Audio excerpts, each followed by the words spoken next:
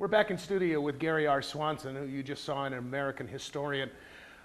I think the question probably going through everybody's mind right now is, what was going through your mind when this moose decided that he didn't like your attitude? It was kind of a life and death thought, I think, but that old buzzard wasn't supposed to come around the way he did. Having called up a few moose in my lifetime, generally speaking, when they'll come in, they'll get something, willow usually, that sort of thing, between you and them, and they feel quite safe back there. And they finally make you and figure out what you are, then take off. It didn't happen this time. And in fact, you said that moose had quite an attitude. He had a real serious attitude on his problem there. He come around there, and when he started around and made his turn towards me, it looks like I'm still sketching. I am not sketching. That's shaking, I think, is what you see. But I was seriously... 27 years later, the truth comes out, right? Yeah, yes, it is. You have to kind of take control of the situation, and it then becomes a test of will between you and him. Because he reads you loud and clear, and hopefully you're reading him loud and clear. I would have thought that, everybody would have probably bet money that you'd have the closer encounter with the grizzly bear. But this moose... The moose was a tough one. And... a couple of days before that, we'd watched him on a way down valley. A feller come in there to take photos and drive a little Volkswagen. He just destroyed that Volkswagen, just destroyed it.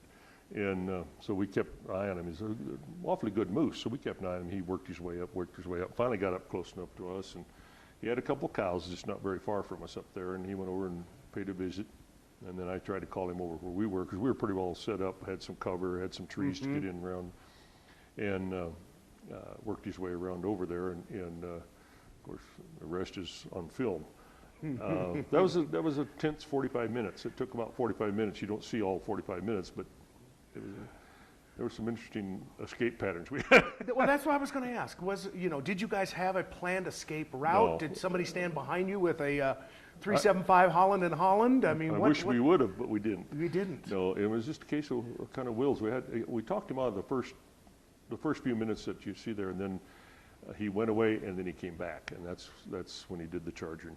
And it was about 45 minutes of going from tree to tree to tree.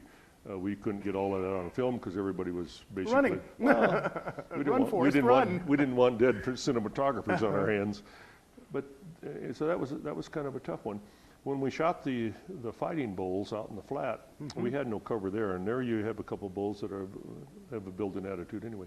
We worked from quite a distance on that, and towards the end they started getting closer and closer and closer.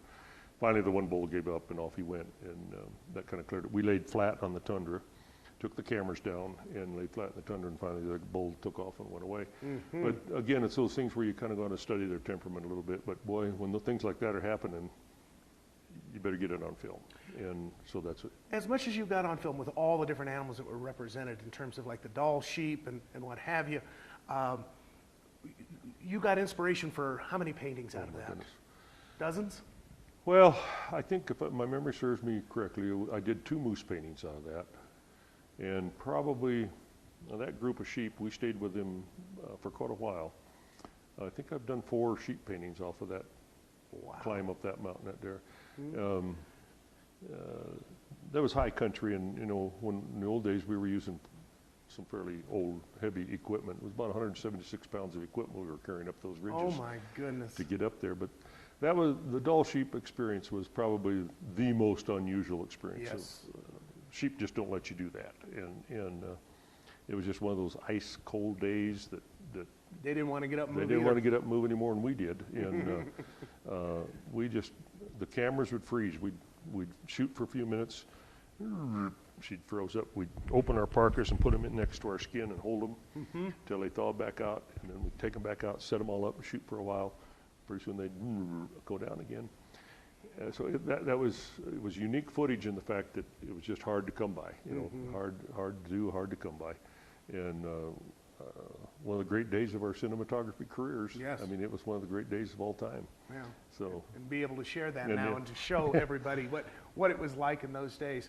We're going to ask everybody to stay tuned here with us, because now we're going to view another film that was produced by Basil Bradbury in conjunction with Gary Swanson, and it's called The Twilight of a Continent. It's a very, very moving piece about historically looking at the game animals of Africa, what has transpired. And when we take a break, we'll come back and we'll talk to Gary about the inspiration there, what they saw, and what Africa is like today.